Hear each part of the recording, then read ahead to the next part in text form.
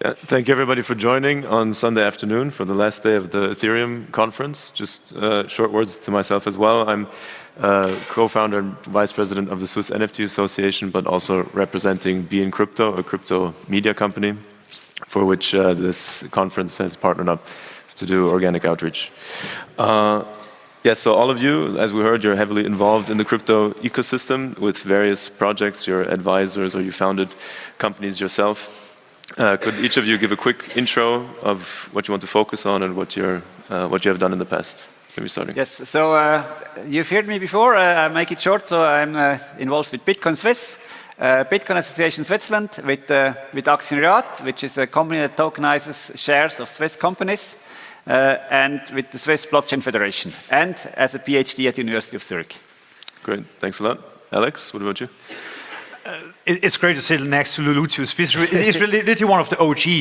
He's been around since 2013. If you check YouTube videos of Bitcoin Association of the good old days, I wasn't there, I joined a bit later, but it's worth watching. So he has seen everything. And I think myself, I'm a bit in the same vein because I've been working in finance, but I've been a member of parliament for 7 years here in Switzerland. I've been in the army for 16 years, a very Swiss thing. And nowadays I'm working with different startups. I'm also president of Home of Blockchain.Swiss, which is promoting the Swiss ecosystem abroad. And I guess by listing all of that, it shows that I'm quite old. You're much younger than I am. And I think my big thing is, and my big passion is policy. And that sounds not very sexy, maybe to some of you, but hopefully I can elaborate why I do think that policy and technologies, and not only Bitcoin or crypto, but other technologies, AI, is really key, and it will shape the future of how we live. If we don't pay attention, it might not be such a good future. So that's why I'm here. Great, yeah, definitely. We can go into the policy as well. What about you, Sheraz? Yeah, fantastic. Maybe complimenting Alexandra there, bringing a little bit of the youth to the panel, potentially.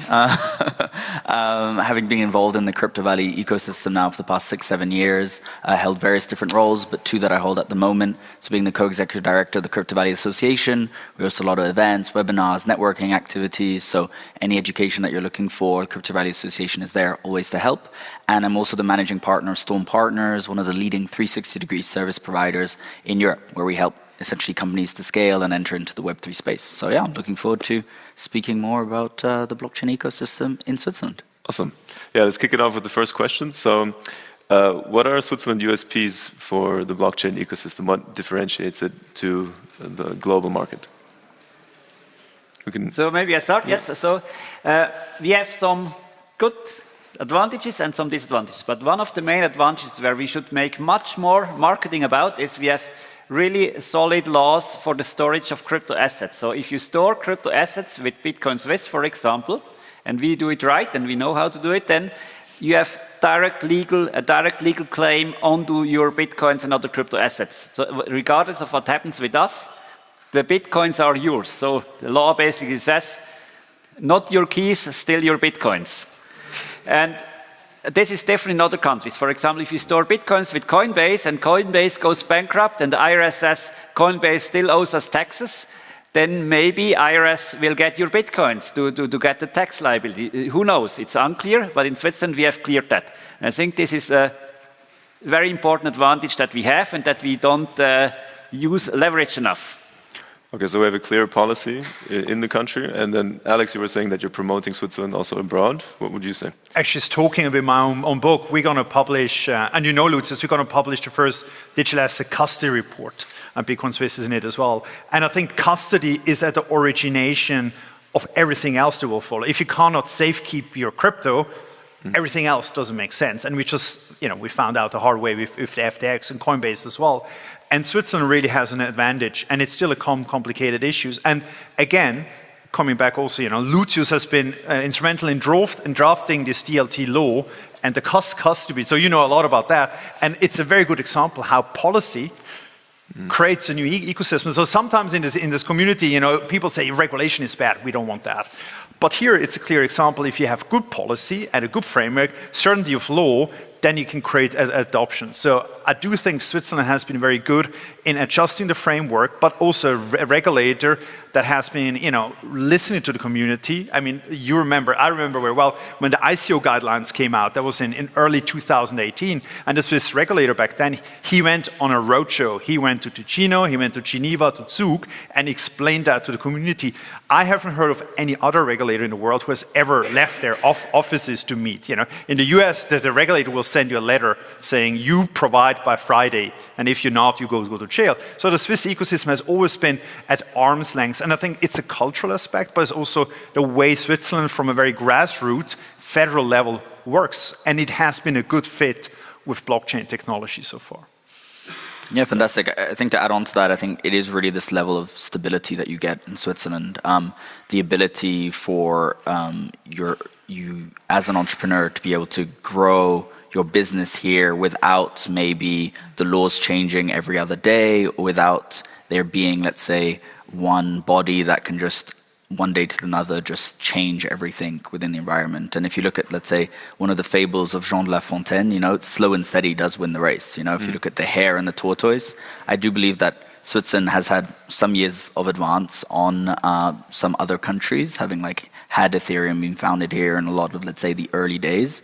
But I think that Switzerland has always kind of taken their time to set up the various laws, to build the ecosystem, and has never gone too far ahead of itself. Whereas you look at other countries back in the day, be it, let's say, Malta, or be it other regions that have really tried to fast forward a lot of Switzerland that took a lot of its time to build up.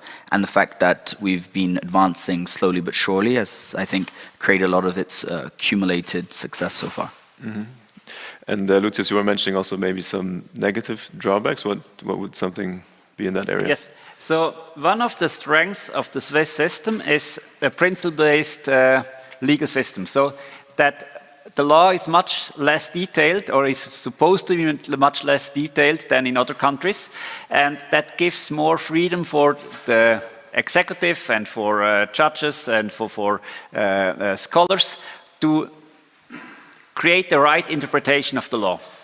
And this freedom can be used for good and for bad. And what I see a little is FINMA tends to interpret it on the more restrictive side. So there's one thing that we also criticize from Swiss Blockchain Federation, for example. They say if a Swiss bank issues a stable coin, then they essentially need to identify every single holder, so they basically enforce the whitelisting. And I think this is very destructive, because a stable coin, in order to survive, needs to be freely transferable. Maybe you can do a blacklisting like that have in the Tether or so. This I think might be a good solution, but you need to build it on the premise that the users are good, and the users should be able to freely use it before, and not have to register in advance with a centralized entity, because then you destroy the advantage of the blockchain technology again. And I think here there's a lot of work to be done. But another risk, of course, is that we don't actually have that much freedom and political willpower to deviate from international norms. So Switzerland, and I think that this is a good strategy overall. Switzerland always says we need international norms. All the countries need to adhere to the same standards. And this helps us as a small country to survive. If everyone adheres to the law and common standards, then we are protected from the power play of big countries to a certain degree. But that means that we, as a strategy, always implement all the international regulations very quickly, even though if they are nonsense. And we have seen some nonsense rules recently coming, for example, from the Basel Committee, which is very crypto hostile. So they created capital requirements like completely, it cannot be justified with mathematical risk models. They say, for example, a bank can have at most a crypto exposure of at most 1% of its tier 1 capital, which is complete nonsense. So all the tier 1 capital of all US banks together is 2,000 billion. 1% of that is 20 billion. So essentially they say on all the balance sheets of all the American banks together, there can be at most 20 billion of crypto. Otherwise it's too risky. And this is, I don't know, it's a political attack against crypto, because obviously they don't like it. And now we have this difficult situation that there is adverse malevolent laws coming in or standards coming in, and we have this clash of policies. On the one hand, we should have the rule of law, we should have freedom, we should be freedom of economic freedom to do business in whatever way you like, as long as it's in compliance with all the good, with the reasonable regulation. And on the other hand, we have this principle to implement all the international standards. And there's a big clash here, and I'm afraid that our government will simply say, we implement the international standards, even if they are completely stupid. And maybe you two, are you, the companies that you're working with, are you creating regulations, or are you in contact with the government to oppose these regulations that will be set in place that would be negative for crypto? The Swiss Blockchain Federation has working groups that is in contact with the regulator, and the Bank for the International Settlement as well. But I think maybe just to take one step back, because the panel is blockchain, and I know Lucius, I think that there's a lot that is applying to crypto. And what I have been seeing in recent weeks or months, I think if you talk about blockchain is a foundational technology that allows different use cases. Crypto was the first one, Bitcoin, and it has many, Ethereum and all that. So there's a lot of built on that. But what I have been seeing, and where Switzerland at least is, I think, quite at the forefront, is when it comes to tokenization of real-world assets. And I mean, your company do that as well, auction out with SME shares or with digital bonds. And the Swiss National Bank is gearing up for a first live CBDC trial for digital bonds. So there's a lot, and that's simply, it's a different regulatory framework. And you can also see that in the EU, because the EU has this new MiCA guideline, which is about crypto. So anything that's sort of, Bitcoin and Ethereum, Dogecoin, all those things. And in MiFID, they now make amendments for real-world assets. So if you're going to transact bonds on the blockchain, there's different sets of regulatory. And I think thirdly, and maybe Sheraz also more to say about that, everything that is Web3, NFTs, creative economy, that's again a completely different ecosystem that doesn't have the same challenges. So I think it really depends on what sector you look at. And I think historically Switzerland, with its financial center, has a lot of touch points with the crypto side of things and with Bitcoin association and all that. But I hope that Switzerland can sort of reach out and not only be strong in there, but also when it comes to tokenization of real world assets. There have been recently Lugano, the city of Lugano, created the first digital bond. So there's a lot of experiments as well. And also in the Web3 space. And maybe just one negative thing about the Swiss ecosystem, and it's a conundrum in the whole developing, in dev world or software development world. You don't need to be anywhere actually to develop tech anymore. And I think what we've been seeing here, sort of the thriving startup ecosystem, it's probably not in Switzerland. We have some interesting startups, but because of the living cost here, I mean, people are developing. In Asia is very strong, even US is very strong, you got Eastern Europe is very strong. So I think, as we've seen in other sectors, like developing a thriving startup ecosystem with developers and entrepreneurs, I'm not sure if Switzerland is the strongest here, and there's room for improvement. Mm-hmm.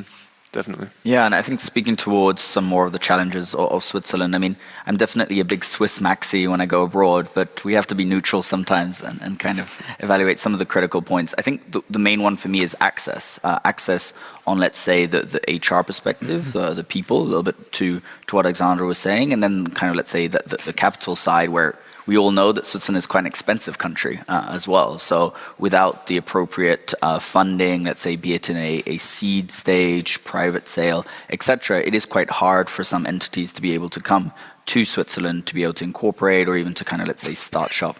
The same goes, I think, with the human side of things. If you have a big team, it's very hard to bring a lot of your team members here, be it for, let's say, visa problems. I mean, I know that we're going to discuss a little bit about other jurisdictions as well, like Dubai and the likes, but I think that's definitely one difficulty as well, where we do say that Switzerland is open to the world, but it is difficult as well to access that for some individuals around the world as well. So yeah, the people side of Switzerland can be a little bit difficult at times, and then also, let's say, the fact that Switzerland is an expensive country, but then when you look at value, I think it does provide the value for that expense that you're paying for, but it's not always at the access of everyone. How do you see it with the global dynamic? So US is cracking down more or less on crypto, and then also in Europe, other countries are coming up, like Germany, for example. There's a lot of things happening there, France as well, and you mentioned Eastern Europe, but also in the Asian countries.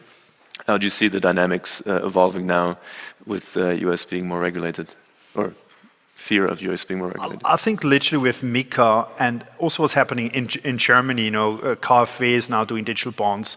So the Germans have really caught up to this opportunity of creating, I mean, they have these digitales Wertpapiergesetz, whatever they translate into English. So they were sort of following suit of what Switzerland has been doing. And it's a bigger market. So they're driving that. And then you've got other countries. I was recently in Serbia, and they also have a new blockchain or crypto law, which was very interesting because in that law, I didn't read it entirely, but coming back to what Lutzer says, you know, Switzerland has a principle-based approach, and the Serbians decided they're going to write the content table of the white paper into the law.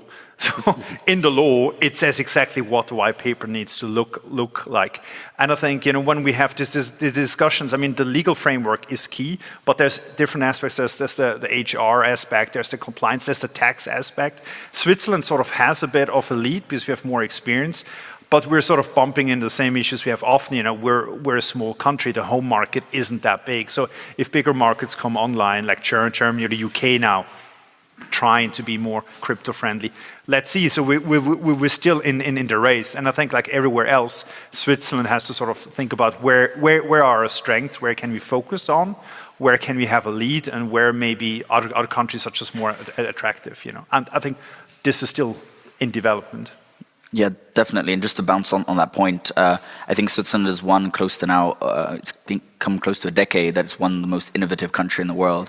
And I think that really happens at the grassroots side of things. But then we do face a certain brain drain when it comes to then the fundraising. If you're going for a Series A, it's much easier to do so out of Switzerland, be it in the Americas or in other regions of the world. And I do believe that maybe we can counteract that now with some of the things happening in those areas, that due to, let's say, the regulatory frameworks of Switzerland, Europe as a whole, we can bring back some of, let's say, that brain that kind of went to maybe the Silicon Valley or other areas of the world and bring it back to this region. So I definitely believe that it is Europe's time to shine now.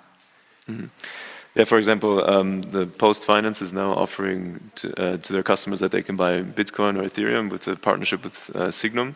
Do you see this as a positive development, or will this draw more and more people to use blockchain technology? Definitely, this is very positive. So it makes crypto more accessible. Of course, it means that companies like Bitcoin Swiss need to think about where can they still add value if everyone already has crypto with their own banks. But there's plenty of opportunities, especially in DeFi, where we can be pioneers and offer access.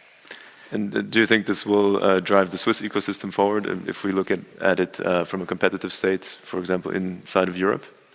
Yes, it certainly will drive adoption. It could also help for crypto being used as a payment currency, which is, I think this was the original idea behind Bitcoin, peer-to-peer cash system. Yeah. But it's not used that much for payments. It's mostly used for DeFi, which is also fine, but it's not. There's still a lot of untapped potential for payments. Did you want to add anything on that? Yeah, I mean, regarding the retail side, I think it is great, or at least I hope it is. You know, if you go outside of this kind of, let's say, room, or to a certain extent maybe an echo chamber, sometimes you go out and get your train, you speak to anyone about crypto, they're going to have a negative connotation towards it. At least most people, they might say it's scammy, they might say I'm not too sure if I trust it, etc.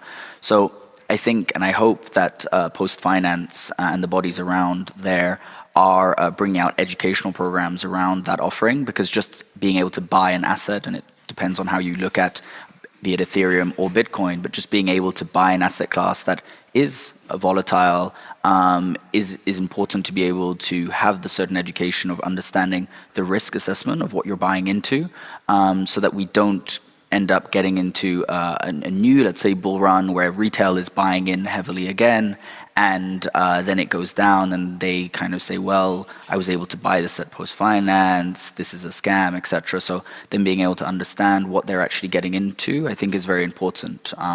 But ultimately, it is good that there is that access. Yeah, you were talking about a good point there, education. So to educate also the masses or the individuals. Are you yourself working on this with CVA or Storm, for example? Definitely. Within the Crypto Value Association, I think that is the ethos of the association, is to be able to bring further integrity to the space. We have started an international expansion as well. Due to the pandemic, doing a lot of webinars, a lot of events online. We do see it as being quite important. We have working groups that are able to accommodate to the niches of, let's say, the blockchain world, be it from a regulatory standpoint, investor working groups, cybersecurity, etc. So we always do try to be as inclusive as possible. But I think, we've been going on about education for the past, let's say, 7 years that I've been involved in the space. I think it always is quite difficult to be able to grasp for various individuals. I think it has been difficult for us to be able to give that certain level of education. A lot of individuals are ask me sometimes, okay, but when is blockchain going to have its ChatGPT moment? And then I kind of refer to Bitcoin. I was like, well, look, it has all this access. It has done some of that. But I think we still need to be able to provide that certain tangible use cases potentially, and that education through maybe different means. Maybe post-finance is a mean there where you associate cryptocurrencies with a trusted brand already, and that kind of helps for individuals to kind of lower maybe their guard and be like, okay, maybe this is something that I should start exploring. And then potentially there are other ways, such as, let's say, the University of Zurich, a lot of things that they're doing, and the likes. Mm.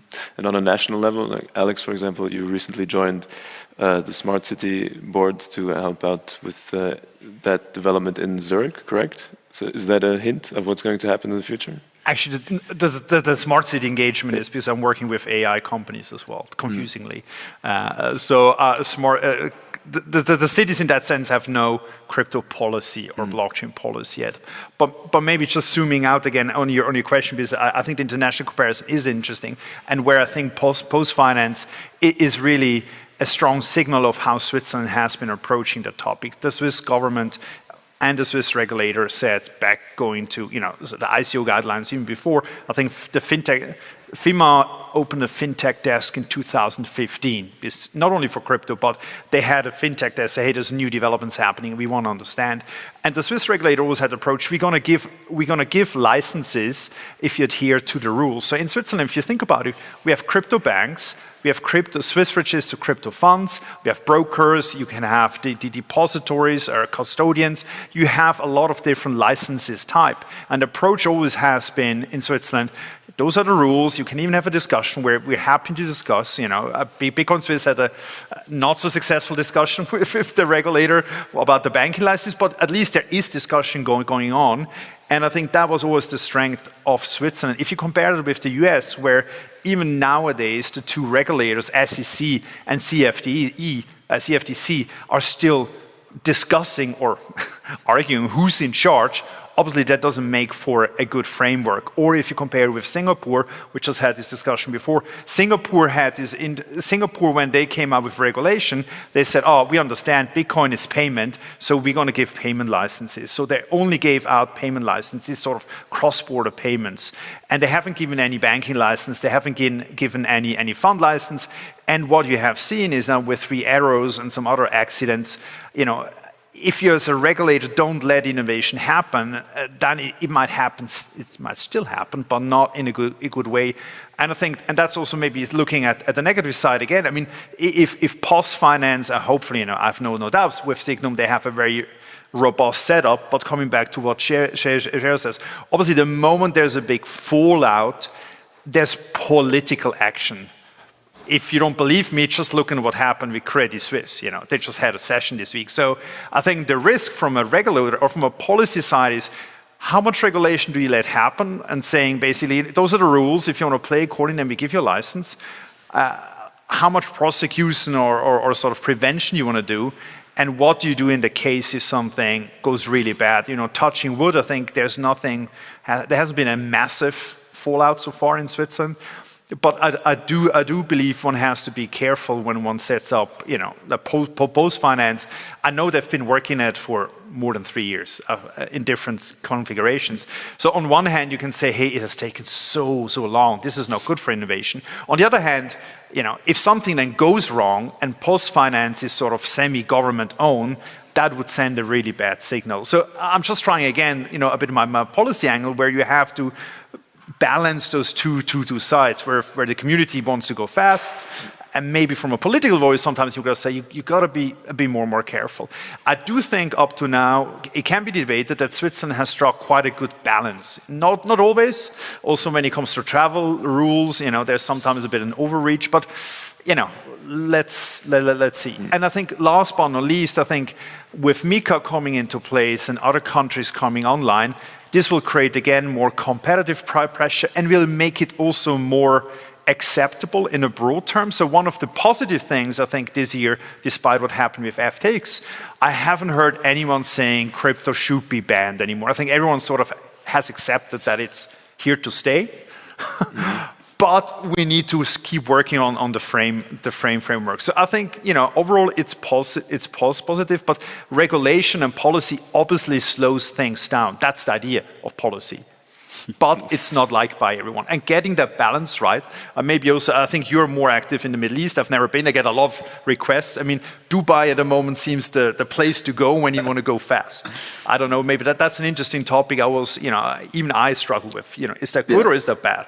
I don't know. Do you? Yeah, it is a difficult one. And I'll definitely touch upon that. And just to close what you were saying before, and if you look at the way in which Switzerland has adopted crypto, I think it's really been kind of, let's say, a top-down, right? And let's say the down being, let's say, the retail. And I'm very happy, again, that they are getting to that point. But I do believe that we've missed a little bit of a layer there, whereby we work with a lot of innovative companies, startups, etc. And it is still very hard today for startups to get a crypto bank account.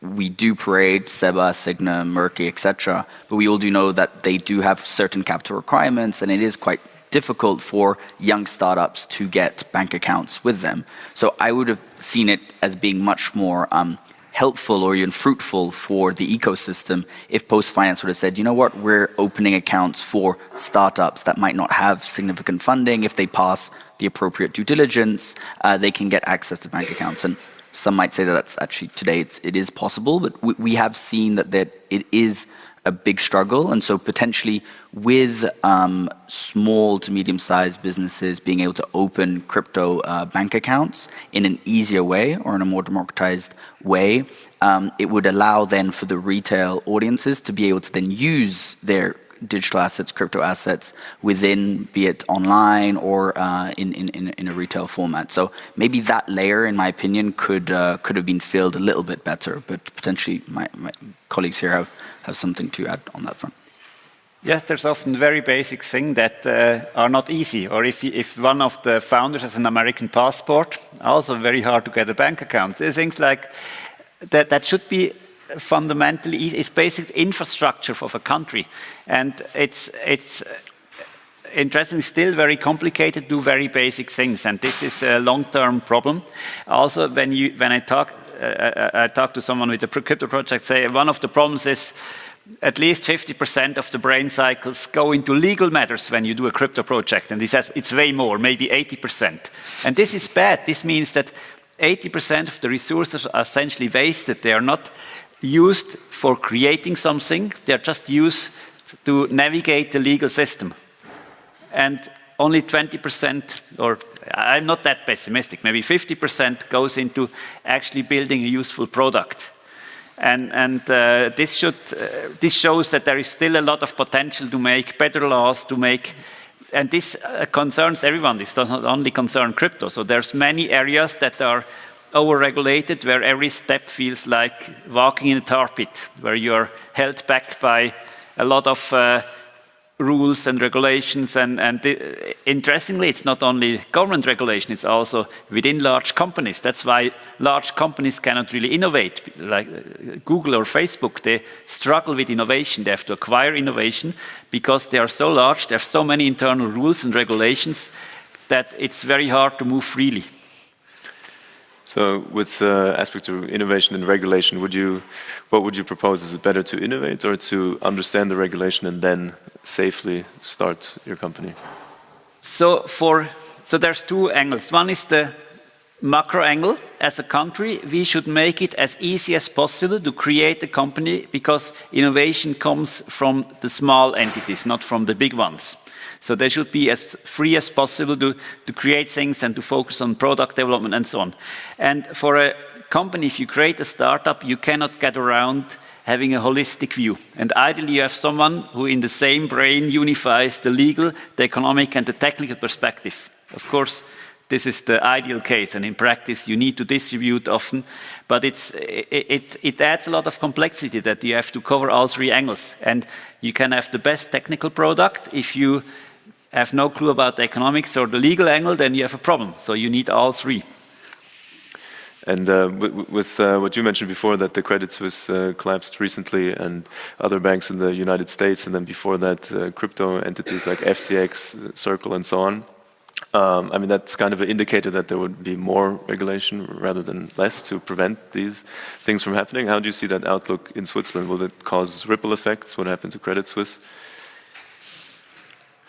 Maybe not for crypto or blockchain directly, but clearly the financial system has now a good name. No one likes bankers. You know, I'm not sure crypto people are more like than bankers or not, but it's sort of, I think the problem with finance is, I once asked Mark Branson, the former CEO of FINMA, why do we need regulation in finance? And he gave a very clever answer, and he said, it's very easy to run away with other people's money.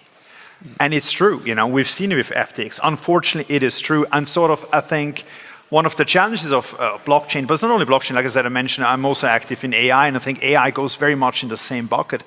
If something goes wrong at those systems, because there's such scale and such speed, the fallout can be really bad. And whenever there's a big fallout, and that's sort of anonymously across the world, whenever there's a big fallout, politicians will jump up and say, this is bad, we need to regulate, we need to kill it, we need to stop it. You know, Credit Suisse, you know, we see it live here. I've seen it with, if you Google it, the Monetary Authority after the Three Arrows disaster, they came up, we're going to explain why we still like crypto, but in what way, because they've been very open and positive before about crypto. And now the reality is, to what I'm talking to people there, they're really tightening the screws. So the challenge when it comes to innovation is, you want to let it happen and grow, because you can't always regulate beforehand, because sometimes it's very hard to know what's happening.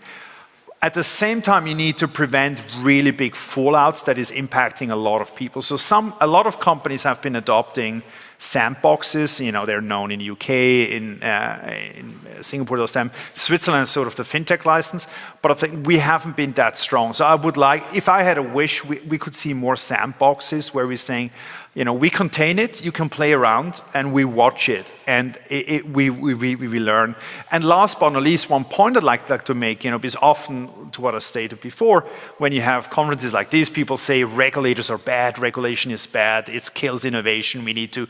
But on one hand, you have this fallout problem. The other thing, I was at the OECD Blockchain Policy Forum last October, and there was IMF, FATF was there, World Bank, OECD was there, and they literally said, we don't understand it. We literally don't know what's going on. And it's very hard to police for us.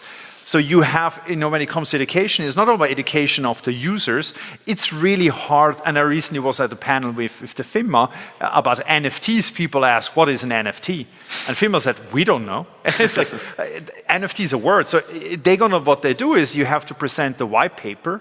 They read the white paper, and then they come to a conclusion, you have a discussion with them, but it's actually very hard to understand. And sometimes when you talk to crypto people, the lingo is a bit bewildering. You know, it's not always that clear when you look at, you know, I have a long list of funny quotes where people talk about that. So I think you need to sort of strike a balance between also educating the regulator, because the regulator at the end of the day has the responsibility, or should have the responsibility, to protect the wider society from big fallouts while allowing, you know, innovation. Obviously, when you start up, the only thing you think about is innovation. I want to go to market. You don't think about society. But coming back, AI, it's not a topic here, but I think what is happening in AI at the moment is it's a seminal moment in tech and humankind. And it's very hard to understand, even for a politician. You had contact with politicians in Bern. How many understand blockchain? Most people don't understand blockchain. So when there's this mistrust, obviously, the natural reaction is we want to stop this. We don't understand it, And I think it's about us. It's for all of us. We need to find a balance in society of agreeing what kind of innovation we want. And that's very hard. I don't know. That was a long answer to your...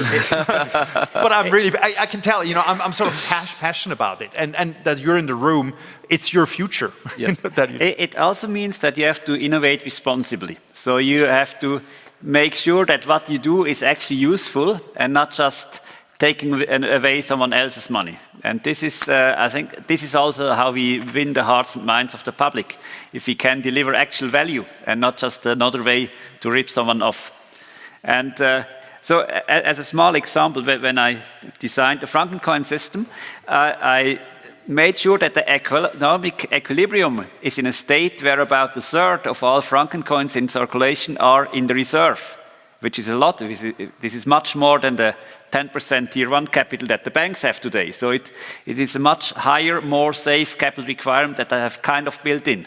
Of course, there could be a competitor who says, I copy the whole protocol and have a different requirement. But I think it's something that we should strive for to make sure that what we do delivers value. And then we can also win on the public and the regulatory front, because it's very easy to attack crypto if it's mostly used for ransomware.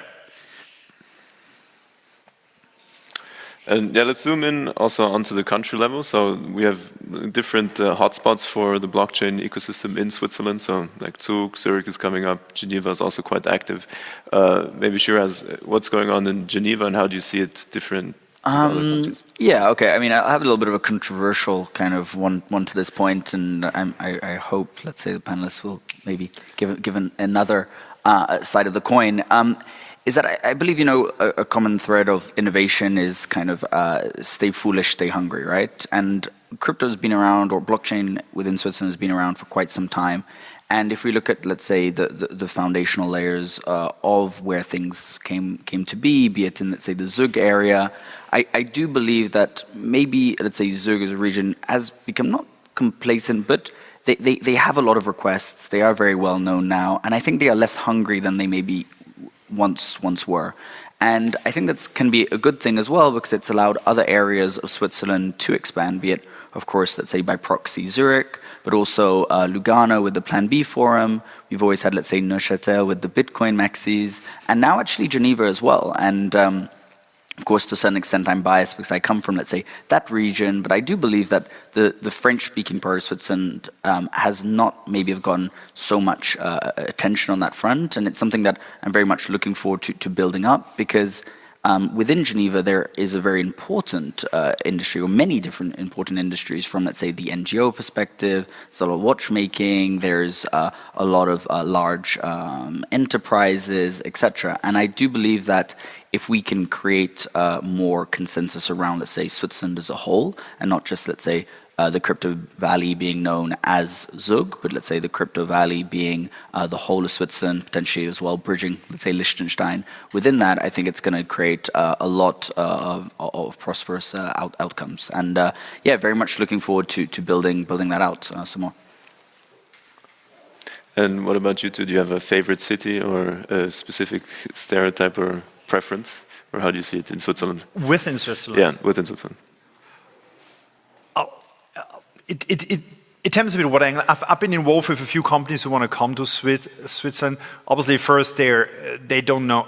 Everyone knows Zug, so that's always popping up. So I think that's the de facto setting for anyone. And then, I mean, Lucerne has been trying very hard to attract companies. Zurich has just advantage. I mean, some of the crypto companies are here, or blockchain companies, because it's just the best place to live. Not everyone wants to live in Zug. I mean, Ticino now has this Tether support initiative with this co-working space. So there. And I think at the end of the day, what I coming back to what I said initially, it's the beauty about Switzerland is this grassroots approach that is very much, it's decentralized, very much like the blockchain idea. And if you think about it, and if the cantons, I mean, the city, I give an example, the city of Lugano issued this digital bond. It was actually the city of Lugano who also started Plan B. It was not even the canton, it was the city. So the beauty about Switzerland is that every canton can try out. And if something sticks, then other cantons will come and try to copy it. Now, Zug is now active, but now, for example, Geneva, the canton of Geneva now is in discussion. And so a lot of them are now waking up to that fact. And again, even within Switzerland, you got different tax regimes, you got different, rents, or even when it comes to visas, it's very hard in Zurich. Zug, I don't know, I have no concrete experience, but maybe you go to another canton and then there's different visa quotas. So again, it's a very dynamic situation. But it can also be a bit bewildering to foreigners, because they go just to, if you go to Dubai or to Singapore, it's basically one city. But I think this is, in this pluralism, Switzerland can test different concepts. And Zug has a very good reputation, but I still remember, it's a bit of a funny story, when Plan B announced last year they're going to go ahead, they had a meeting with the canton of Zug, the finance department, and there was a lot of media reception about this Plan B. It made it in global headlines. And one of the headlines was, now you can pay with Bitcoin at McDonald's. And then I had to listen for about 10 minutes that, Zug, obviously you can do that much longer, you can pay taxes. So Zug was really pissed that Lugano got this, publicity. And I even had to tell them, well, you know that, Lucius, because of Bitcoin Swiss, you can even pay with your credit cards in Bitcoin through the terminals. You can do that already. I bought a bicycle helmet last year as a publicity stunt. But anyhow, so it's sometimes when you look at the cantons, this is a good dynamic in Switzerland, because if someone pops up and does something so successful, it literally can piss off other cantons, and they start then moving ahead. And I think it's overall still a positive dynamic, because if something then takes root, they become more vocal, and hopefully coming back to the national politics, also then tell their representative, hey, we need to look into that. We can't just kill it. And I think, coming back what I said before, no one now is saying we want to kill Bitcoin. And also one of the few positive things out of the US, what I'm seeing, you see literally adoption when it comes to big financial institution. From exchanges, NASDAQ is working on tokenization programs. You got the big Wall Street firms coming. It's not always, fully forced adoption, but I think it has reached a level where everyone thinks it's not going to go away. It's not going to get killed. I do believe that Americans, as they've always done, they will sort out. They'll put a few people in jail for the rest of their life and make it very public. But they'll catch up again. And I think, again, I'm really enthusiastic at the moment, because Europe, with MiCA that's coming in force next year, has decided to create the framework. And if you look back at historically, the Swiss financial center always had the challenge how to access the European market. And actually, we've done quite well. The banks are still around. Well, one less, one less. But overall, we've done. And I hope that this is a skill the Swiss have. We're actually very good in making bridges and building bridges. And Singapore is another point. Among the top 10 financial institutions in Singapore, 6 are Swiss. So we actually, it's our strength. Because we are small, we need to build bridges, we need to go abroad. And I think this spirit gives us an advantage overall, despite all the negative things that exist. So I'm still positive. It's a good location to start. Very nice, yeah. And taking everything as a whole, what we talked about some negative and then also a lot of positive points. What's your feeling, Lucius? Are you more bearish, bullish? I am very bullish. I'm optimistic. I see a lot of value being created. So that's what I criticized before, that maybe we should focus more on value. But there is value. And once I was in a panel with a German policymaker who said there's no value in blockchain. It's only financial applications, these ICOs and these things. But there is value in financial applications. So maybe we don't use blockchain to do some logistics, because there's always friction when you connect it to real world. But being able to finance things is essential for an economy to thrive. And if we have innovation in financing projects, be that through tokenized assets, through DeFi, through completely decentralized organizations, so there's so much innovation out there. Uniswap has now more trading volume than Coinbase, I've seen. Mm-hmm. And it can compete with the Swiss stock exchange. which is crazy. So there's a lot of value being created, a lot of economic activity, and this makes me very hopeful.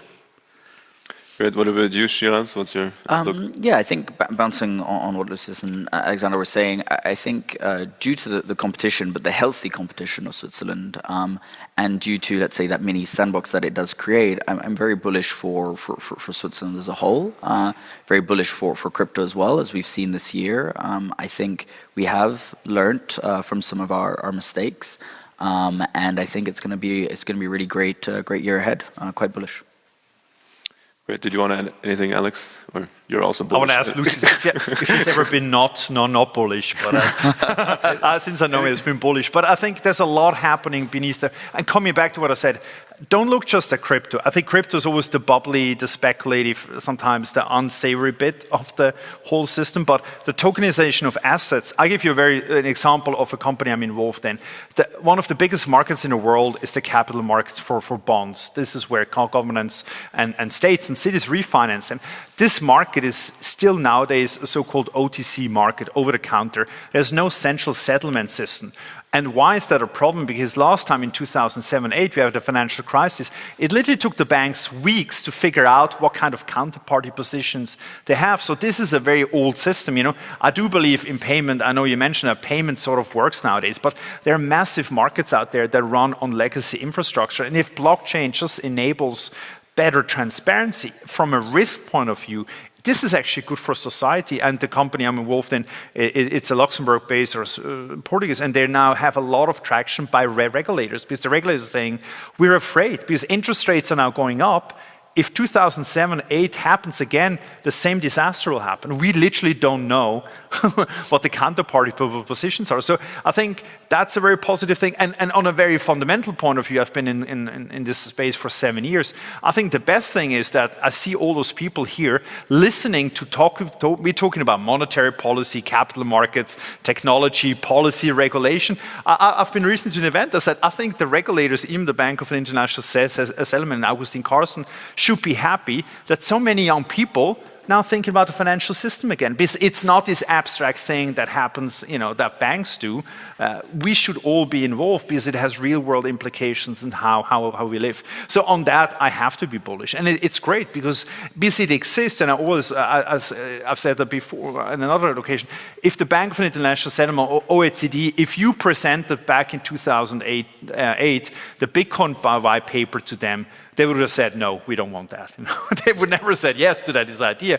But it happened, and it's out there, and because of that, they now have to respond. And I think this is overall a good trend for society. So it's out of the box. Let's have a discussion about it. And we can have different views, and different countries will have different applications or rules, and that's a good thing. You know, I believe in competition overall, and this is what is happening. This is excellent. I think people sometimes don't think it's much more efficient if you centralize, if everyone decides in one point in Brussels for all of Europe or in FATF for all of the world. But this is not good. If you have a regulatory monoculture, then you cannot innovate anymore. Then you can never figure out if there would be maybe different rules that would enable for more growth, more innovation. So it's very, very important, especially for a sector that is young, to enable different approaches and to allow different approaches. And that's also one of the reasons why I think it's harmful when the Bank of International Settlement tries too early to create binding rules for all countries at the same time, because then we lose this innovative power. Yeah, thank you very much, gentlemen. We'll take the last minutes to also take some questions from the audience. But first off, thank you very much for your great answers and for the amazing panel. Thank you. Thanks. Give some round of applause to the panel at this point.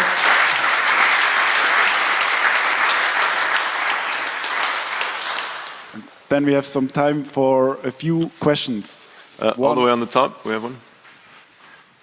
I see this. It's a very decentralized seating order.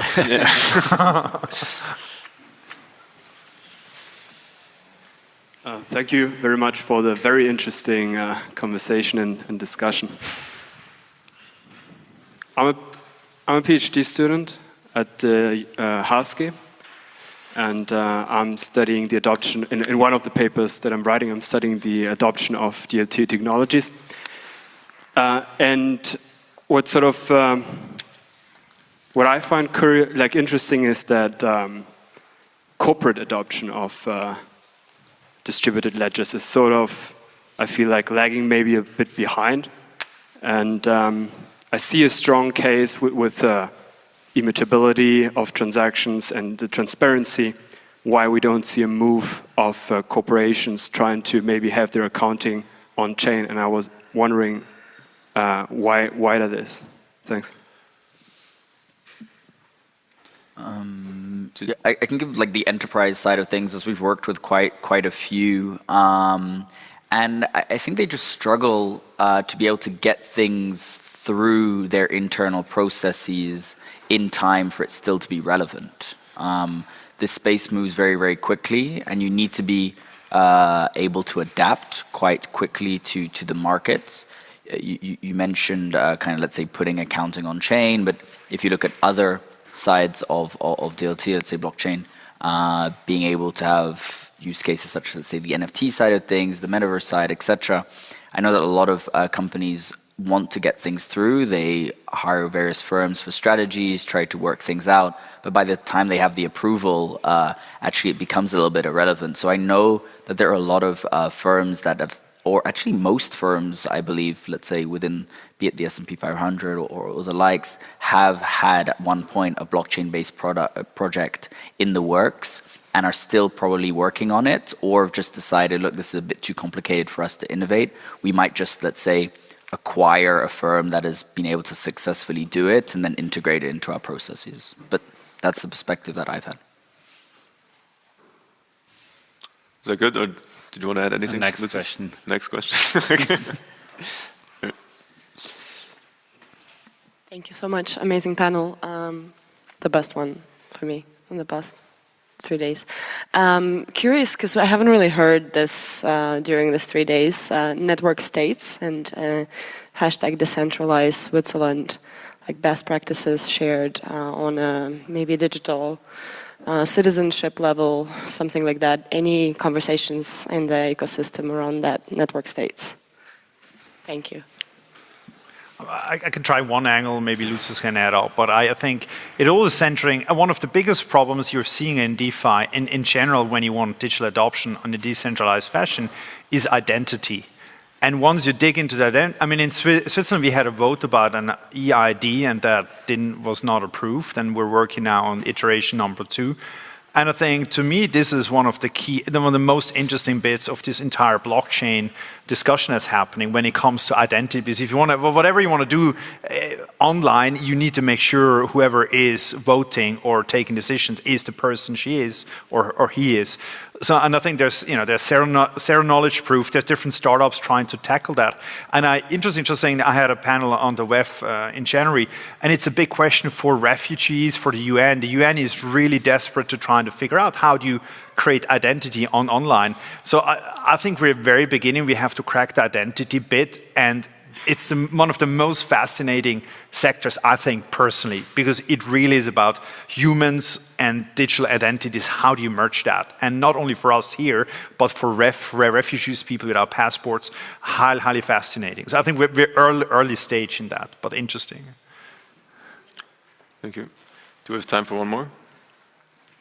Good. Okay, one more.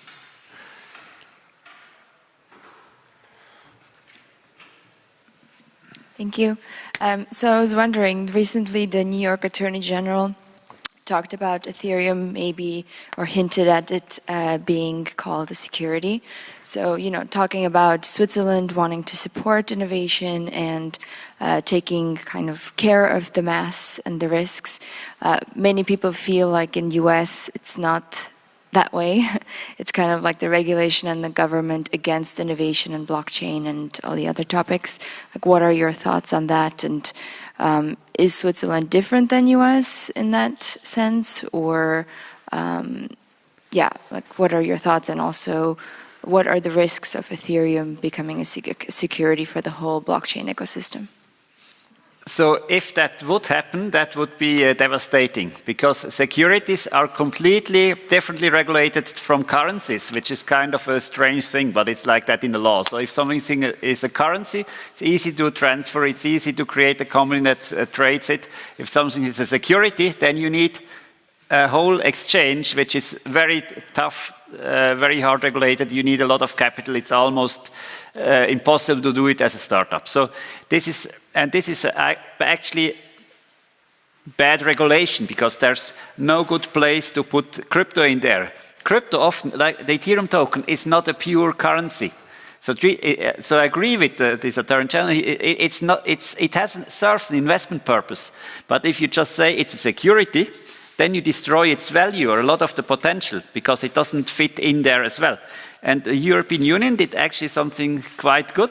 I'm often very critical of them, but I think it's good with the MiCA regulation. It's a statement to say it's something different. It's not a security, it's not a currency, it's something in between with new modes of investments and financing.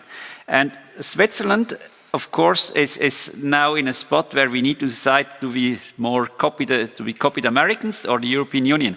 And traditionally, it's not. Sometimes we copy the US, sometimes the European Union. I would guess that we would side more with the European Union, because our legal system is more similar to that. But we don't have this legal framework of MiCA, so I would be very surprised if they would suddenly say Ether is a security. But the other tokens are more at risk. I think just picking back, it's one of the biggest conundrums out there. What is a coin? Because if you look at it from a very, non-tech perspective, it's just code, it's algorithm, and a coin can be all sorts of things. I mean, I've seen coins they can do staking, they can pay interest, you can voting, governance, you can do anything. And if you buy an Apple share, it's an Apple share tomorrow, it's in a week, it's an Apple share. It's not going to come and be a US dollar or become something else. But in a coin, anything can be programmed.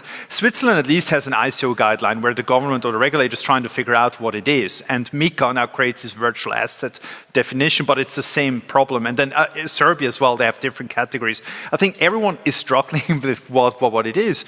And the US is I mean, I think they only agree that Bitcoin is not a security, the CSC and the CFTC. And for everything else, even the regulators, they fight about what it is. But I understand, because a coin, technically, I mean, Ethereum can be a lot of different things, from NFT to utility token to security and payment. It can be all of that. The question is, how do you label it? And I think that's the most fascinating aspect. Yeah, I was just going to say, I think the approaches are different between, let's say, the US and Switzerland. Switzerland has always been open to communicating with the public through, let's say, non-action letters, being able to communicate directly with FINMA and be like, hey, this is what I'm trying to build up. What do you think? And I think with, let's say, the SEC or with the US, it's been a little bit like whack-a-mole. If you're a little bit too loud and you pop up too much on their radar, then you get whacked. So I think they do need to approach things maybe a little bit more in a collaborative sense. And I think, as Alex was mentioning before, I think they will slowly but surely get their act together. But I think, Switzerland as a whole has great measures in place for these things. Thank you very much. All right. Thanks a lot again for the question first, and the great panel, also for the moderation, Victor. That was fantastic. Give another hand to our great panelists down here.